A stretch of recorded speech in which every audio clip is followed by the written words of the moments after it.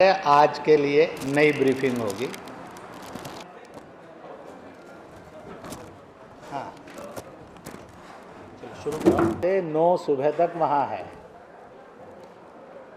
तो 8 मई सुबह 9 बजे से शाम के 8-7 बजे तक वहाँ जी और .com इसको आपको नहीं दबाना आता, जैसे मेरे जैसे नौसिखिया को नहीं आता, पर अपने बच्चे बेटी इसको दबाना, उसमें निमंत्रण मिल जाएगा और सारी जानकारी मिल जाएगी।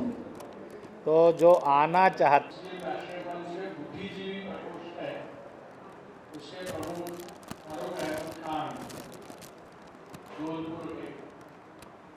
चलो आगे बढ़ाते जाओ। यहाँ आए रहे तो वो और उनके साथ में प्रोफेसर अक्की, वो सहसेनाध्यक्ष मंच पे आए। इसी प्रकार हमारे नागपुर इसका जवाब इतना परफेक्ट है कि 7 दिनों में क्वेश्चन नहीं करेगा सर, हम लोग तैयार हैं।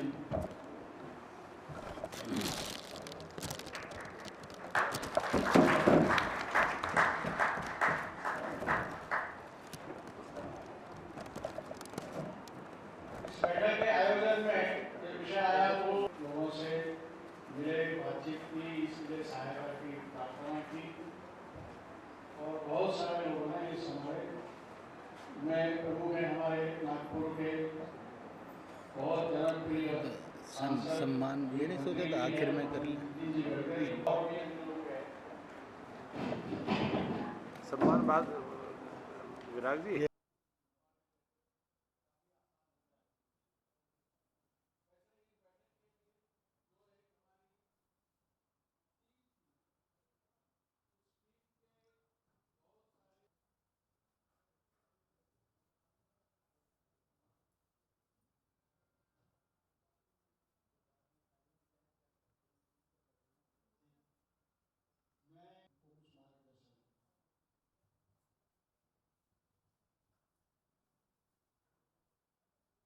राष्ट्रीय मुस्लिम का राष्ट्रीय कार्यकारिणी का जो सम्मेलन है समापन की ओर जा रहा है।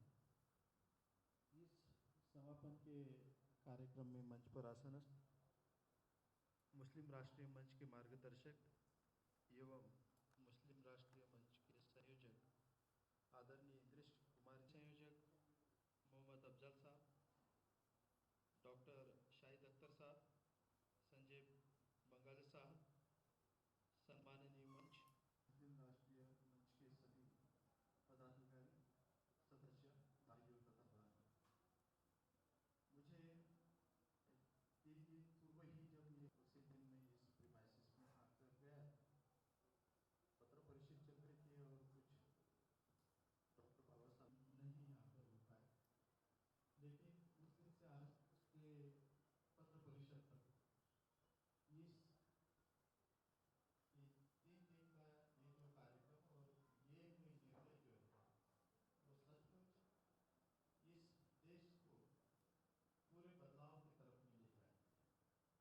प्रश्न हम महाराष्ट्र में 1.5 महीने तक के हमारे महाराष्ट्र के असेंबली का बजट सत्र शुरू था। हमारे भी विधानसभा में 3 हमारे सत्ता पक्ष के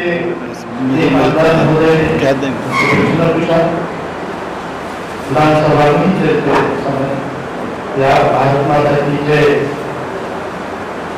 बोलेंगे, तो उन्होंने कहा कि हम भारत माता की जय नहीं बोलेंगे। इसमें पवन काफी तनातनी है। पूरा सभागृह जो है, सभागृह के पूरे 288 सदस्य कांग्रेस के, राष्ट्रवादी कांग्रेस के, अपक्ष, शिवसेना, भारतीय जनता पक्ष के सभी विधायक बिल्कुल करके और भारत माता की जय आप नहीं बोलेंगे ऐसा विधानसभा में जो असंवैधानिक स्टेटमेंट किया, उस विधायक के विधायक के विरोध में कार्रवाई हुई, इसकी मांग करते हैं। करीबन 3 घंटा तक के माहौल खराब सभी मिलाने जब भी सभा रोज सस्पेंड होता था कुछ देर दिन फिर से शुरू होता था, वही बात सामने आती थी और सस्पेंशन की जो मांग है वो बरकरार है। आगे में हमारे राष्ट्रीय गृह मंत्री उन्होंने ठहराव रखा और ठहराव रखने के बाद में उस विधायक को उस सत्र तक निलंबित किया गया, सस्पेंड किया गया और उनको सवाल में आने के। तो एक चीज मैंने देखा विधानसभा में कि भारत माता की जय बोलने के लिए वहां भी कोई विरोधी पक्ष नहीं था, विरोध वाला माता नहीं था, भारत माता की जय नहीं होगा ये कोई भी सदस्य उसको मानने के लिए तैयार नहीं था। उस वजह से सभी समाजों का जो निर्णय है एक मन से लिया गया कि उस व्यक्ति के सस्पेंड ऑर्डर जरूर तो सस्पेंड किया गया। मेरा कहने का मतलब यह है कि उनको मैं विधायक के नाते लॉबी में जब पूछा कि भाई आपको भारत माता की जय क्यों नहीं बोलना चाहते, भारत की उस 3 शब्द है, भारत देश का नाम है, माता माँ है और जय इस तीनों के शब्द के अंदर कोई भी ऑब्जेक्शन मैटर को कोई है उन्होंने ये किया कि भारत माता की जय, भारत माता को भारत माता की जय वो देवी के रूप में आप भारत माता को आप देवी मानते और हम इस्लाम को देवी देवताओं को नहीं मानते हैं।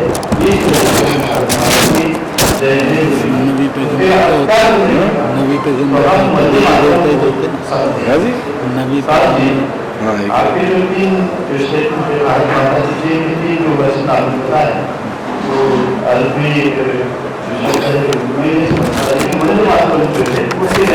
भारत माता की जय एवं तीसरा जो है वो तीनों भी एक जैसी एक ही अर्थ के ध्वनित करते हैं। तो वंदे मातरम जो बोले हम बोलने के लिए तैयार हैं। भारत माता की जय अलीगढ़ भी दे अच्छा रहेगा, उनको अलीगढ़ भी अलीगढ़ में भी हम रहना चाहते हैं। हमारे स्टूडेंट कमिटमेंट को बहुत अपना संपर्क कर रहे हैं, तो स्टूडेंट कमिटमेंट और सब चीज़ के साथ उनके साथ उसको ऑर्गेनाइज भारत की भूमि के अंदर में जो पानी है उसको हम पीते हैं तो हम जीवित रहते हैं और भारत भूमि पर जो शुद्ध हवा मिलती है उसमें ऑक्सीजन होता है, उस कारण से हम जीवित रहते हैं। तो जिस भूमि के कारण हम जीवित रहते हैं और पूरी जिंदगी उस भूमि पर बसरते हैं तो एक माँ की तरफ हमें वो भूमि हमारे माँ की तरफ ही तो हमें संरक्षित करती है और लालन पालन करती है। तो उस माता का जयकार करने कोई गलत बात तो नहीं है। आपने इस राष्ट्रीय कार्यकारिणी को चलाया, वैसे तो मुझे लगता है राज बाबा पर और रेशम बाग में और दीक्षा भूमि पर जो बोल लिया उसके कारण समापन हो गया है। पर 2 बातें आपकी नॉलेज के लिए डाल कि रात एक चर्चा चली थी और सुबह कि विभिन्न जो धार्मिक दायरे मजहबी उनके अंदर के स्थान की सफाई मोर पंक्ति की झाड़ू से की जाती है और जब आशीर्वाद देना हो तो मोर पंक्ति की झाड़ू से किया जाता है। तो मैंने पूछा था उनमें से कुछ मौलाना और इमाम से जो वहाँ करते हैं और जो लोग जाते हैं, मैंने कहा आपको मालूम है कि ये मोर पंक्ति से क्यों होता है? क्योंकि गुरुद्वारों में भी उसी का उपयोग होता है, मंदिरों में भी उसी का उपयोग होता है, चर्च में भी उसी का उपयोग होता है। तो उसको मैंने बताया था, उसको सबको बताने के लिए 2 मिनट लेते। मालिक की सृष्टि में संसार में सब जगह संतान उत्पत्ति संभोग से, चाहे इंसान ने करनी है चाहे पशु पक्षी की करनी है। एक ही ऐसी चीज है जो बिना संभोग के संतान करता है वो मोर और मोरनी। जब मोर बहुत प्रसन्न होता है, मोर और मोरनी ही ऐसे प्राणी हैं जितनी कायनात में खूबसूरती है और रंग है वो सब इन दोनों के पास। इतने रंग और इतनी खूबसूरती दुनिया में ना इंसान के पास है ना किसी जानवर पक्षी पेड़ पौधे के पास। तब जब मोर बहुत प्रसन्न होता है तो नाचता है, नाचते नाचते वो इतने आवेग में आता चला जाता है, उसकी सारी नसों में प्रतिक्रिया होती है। इसलिए उसकी आंखों से, मुंह से और पंखों से उसका वीर्य टपक कर गिरता है और वो गिरने के बाद वो जो है निढाल होकर एक तरफ हो जाता है। तो मोरनियाँ जो होती हैं आती हैं उसके वीर्य को चुगती हैं यानी खाती हैं, जैसे दाना चुगा जाता है। उससे गर्भ धारण होता है और नई संतान मोर और मोरनी का जन्म होता है। इसलिए मोर पंख किताबों में और कॉपियों में डालने की परंपरा है और सारी सृष्टि में कि मोर पंख, मोर यानी जो संभोग से, विलास से, ऐसे विकारों से मुक्त है। इसलिए विद्या अध्ययन में मोर पंखी इसलिए किताब कॉपी में डाली जाती थी कि बालक ऐसी सारे भोग विलास से दूर रहेगा तो वह अपनी शिक्षा ऊंची से ऊंची ले सकेगा। जो पवित्र स्थान होते हैं उसके दो हिस्से होते हैं। एक जहाँ मुख्य स्थान होता है, दरगाह है, मूर्ति है, किताब है, क्रॉस है, दीवार है, यानी वो है अपना क्या नाम है, मक्का शरीफ का स्थान है। ये सब आकृतियाँ हैं अलग अलग प्रकार की। तो ये विकार मुक्त होनी चाहिए जगह। और दूसरा उनके परिसर होते हैं, आंगन होते हैं, बड़े हॉल होते हैं, ये प्रदूषण मुक्त होने चाहिए। इसलिए इन सब के बाहरी इलाकों के अंदर कोई भी जो आम झाड़ू है वो लगता है ताकि प्रदूषण यानी बीमारियों से मुक्त हो। पर अंदर समस्या बीमारी नहीं है, क्योंकि अंदर का इलाज दिल दिमाग का इलाज होता है, शरीर का अकेले का नहीं। इसलिए वो विकार मुक्त हो, इसलिए उसके अंदर के हिस्से में जहाँ मुख्य आदमी अपनी इबादत को, पूजा को करता है, उस परिसर की सफाई हमेशा मोर पंखी की झाड़ू से होती है। और मोर पंखी की झाड़ू से इसलिए आशीर्वाद दिया जाता है कि हमारे दिल दिमाग के विकार मुक्त हों, इसलिए आशीर्वाद में मोर पंखी की झाड़ू इस्तेमाल की। तो मैंने कल की थी तो कईयों ने कहा कि भाई साहब फिर सबको बता दीजिए, इसलिए मैंने आपको ये बताई। जब ताज बाबा जा रहे थे तो मुझे लगा कि वहाँ आपको बताऊं तो मोर पंखी की आशीर्वाद लेने का कंपटीशन शुरू हो जाएगा क्योंकि ये एक सत्य है और ये मालिक का सत्य है। इसलिए आपने आज गए होंगे ताज बाबा तो वो जो आशीर्वाद दे रहे थे आपके आगे से झाड़ रहे थे, सिर से झाड़ रहे थे और पीठ से झाड़ रहे थे, क्योंकि दिल दिमाग की गंदगी 3 जगह अटक सकती है। आगे से इसलिए झाड़ रहे थे ताकि आंख, नाक, कान, मुंह का विकार खत्म हो जाए। ऊपर से इसलिए झाड़ रहे थे कि दिमाग का और दिल का विकार खत्म हो जाए। पीछे से इसलिए झाड़ रहे थे, पीठ पीछे शैतानी करना सबसे बड़ा पाप होता है। तो पीठ पीछे गद्दारी नहीं करो, सिर से दिल दिमाग पीछे और आगे से आंख, कान, नाक का विकार ना है। इसलिए आपने देखा होगा उन्होंने जिसको भी लगाई होगी कोशिश की होगी थोड़ा आगे झाड़ना, थोड़ा बीच में झाड़ना और थोड़ा पीठ पर झाड़ना, परंतु वो झाड़ते आ रहे हैं और हम झड़वाते आ रहे हैं। ये मालूम उसको भी नहीं और अपने को भी मालूम नहीं है कि वो क्यों झाड़ रहे हैं और हम झड़वा क्यों रहे हैं। मैंने आज आपको वो क्यों झाड़ते हैं और हम क्यों झड़वाते हैं इसको केवल आपकी नजर के सामने लाया। ये उसके पीछे का रहस्य और ये जानने के बाद अब आप जाएंगे तो पक्का है जब तक वो तीनों जगह नहीं झाड़ेगा तो आप आशीर्वाद पक्का नहीं मानेंगे और तीनों जगह झाड़ेगा तो गड़बड़ नहीं होगी, क्योंकि अगर 11 चढ़ा देंगे सोचा होगा तो 21 चढ़ेंगे, इसलिए उनको तो दान दक्षिणा ज़्यादा ही मिलेगा। तो ये इसलिए हर चीज के पीछे एक विज्ञान है और उसका एक ज्ञान है।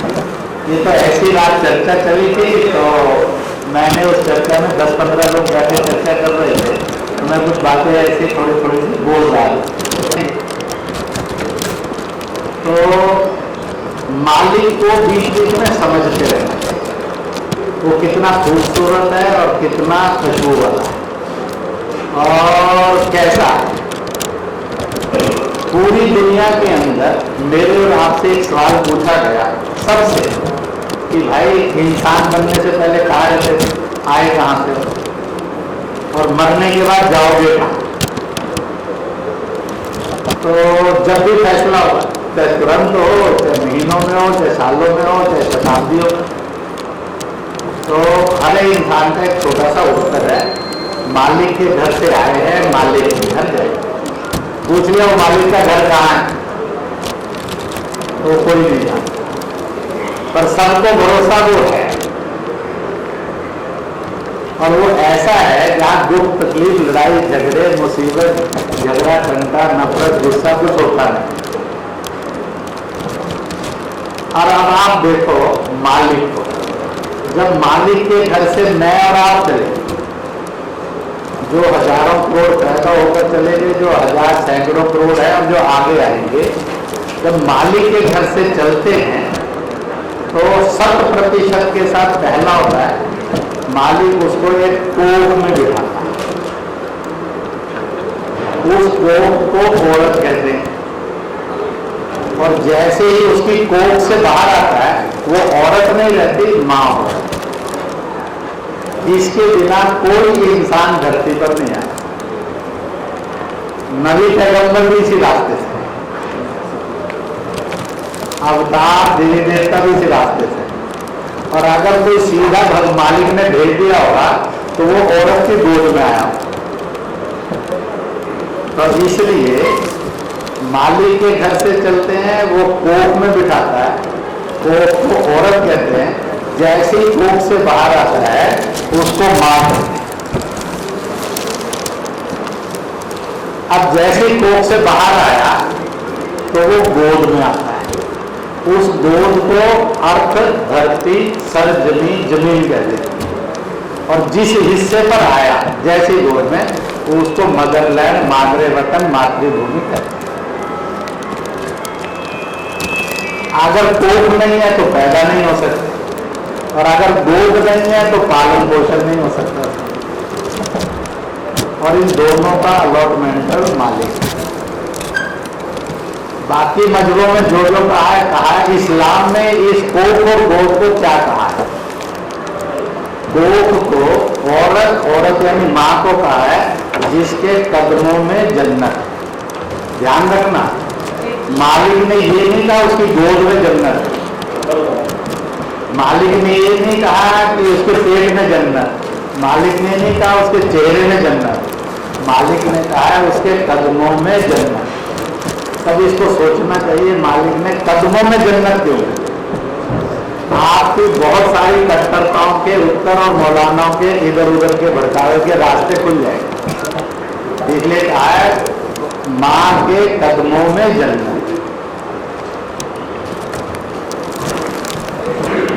और भी कुछ कहा है।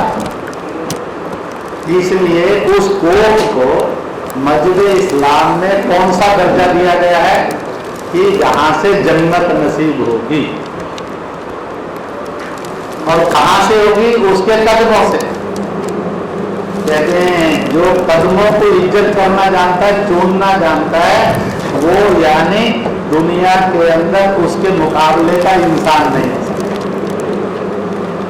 यानी जिसमें सेवा होगी वही झुकेगा, जिसमें लियाकत होगी वही इज्जत करेगा, जिसमें मोहब्बत होगी वही तकलीफ उठाएगा, और जिसमें ये चीजें नहीं होंगी वो माँ को नहीं मान सकता।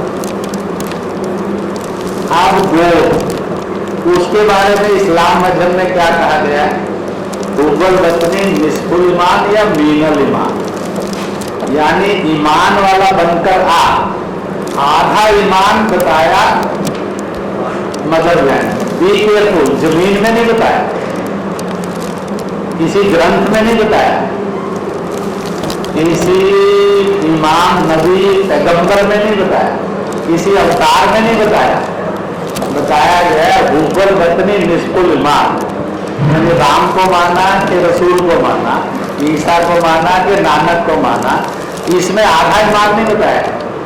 ये बाकी सब आधे ईमान है। आधा ईमान किसमें? बोध में, जिसको मदरलैंड कहते हैं, मातृभूमि कहते हैं। और इसलिए मालिक कहता है जो माँ का और मातृभूमि का, जो कोख का और गोद का सखा नहीं हो सकता, वो दुनिया में किसी